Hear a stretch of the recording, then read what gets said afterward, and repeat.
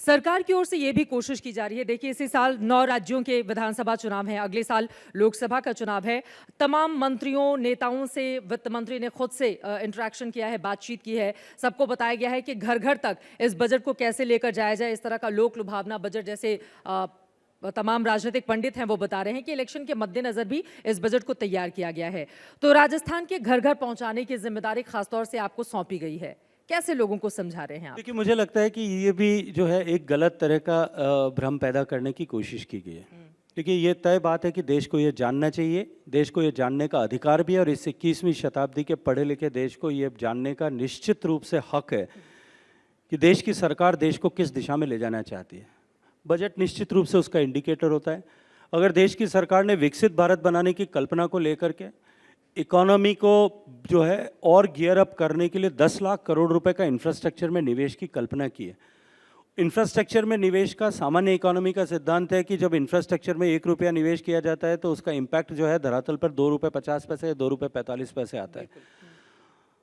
उस इंफ्रास्ट्रक्चर में निवेश को लोगों के जीवन में किस तरह से परिवर्तन करेगा, किस तरह की अपॉर्चुनिटीज इस बजट के कारण से लोगों के जीवन में आएगी, ये लोगों को जानना चाहिए। लेकिन इस तरह की कोई जिम्मेदारी दी गई है कि मुझे जाकर के राजस्थान में घर घर तक पहुंचाना है, मुझे लगता है कि ये भ्रम फैलाने की कोशिश की गई है।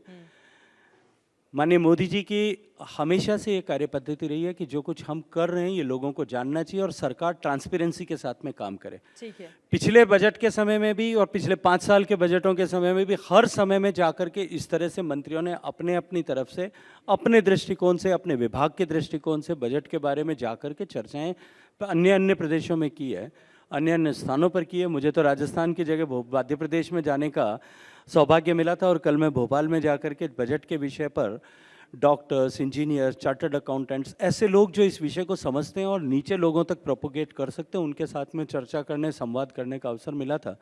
और मैं ईमानदारी से स्वीकार करता हूं कि वहां उपस्थित जो सैकड़ों की संख्या में लोग थे, उन्होंने 100% लोगों ने इसके लिए, वो कोई भारतीय जनता पार्टी के सदस्य नहीं थे, लेकिन उन्होंने इस बजट को अच्छा बताते हुए इसके लिए माननीय प्रधानमंत्री जी को धन्यवाद दिया है।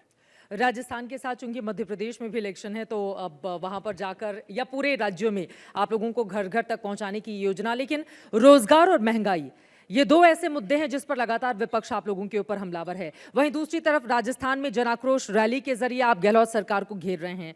आपको लग रहा है कि महंगाई और बेरोजगारी दो ऐसे सब्जेक्ट हैं जो सरकार के लिए बहुत बड़ी चुनौती बनकर इस वक्त खड़े हुए हैं? देखिए, महंगाई का जहां तक प्रश्न है, कोविड की आपदा के कारण से और रशिया यूक्रेन वॉर के कारण से पूरी दुनिया में महंगाई बढ़ी। अगर पूरी दुनिया के सभी देशों की बात करें, अभी मैं सुन रहा था रणदीप सुरजेवाला साहब बात कर रहे थे, पेट्रोलियम प्राइसेस की अगर मैं केवल बात करूं तो अमेरिका में जहां थोड़ी सी भी महंगाई बढ़ना बहुत बड़ा विषय हो सकता था, वहां क्रूड पेट्रोलियम के प्रोडक्ट्स की प्राइसेस, पेट्रोल और डीजल की 98% से लेकर के 100 से ज़्यादा % तक बढ़ी है, जबकि भारत में तो ऐसी स्थिति नहीं है।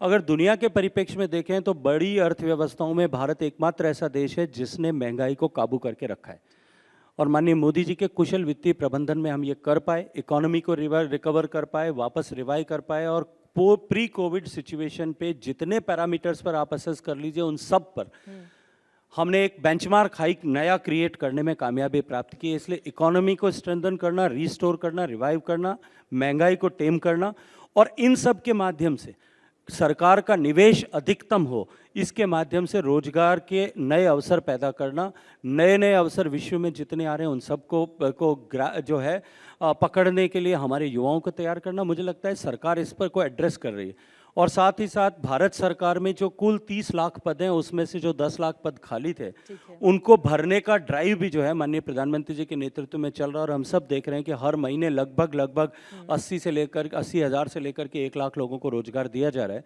मुझे लगता है कि सरकार जिस गंभीरता से इस पर प्रयास कर रही है, और कम से कम राजस्थान को तो प्रश्न खड़े करने का अधिकार नहीं है, क्योंकि सबसे ज़्यादा बेरोजगारी अगर देश में कहीं है तो राजस्थान में है।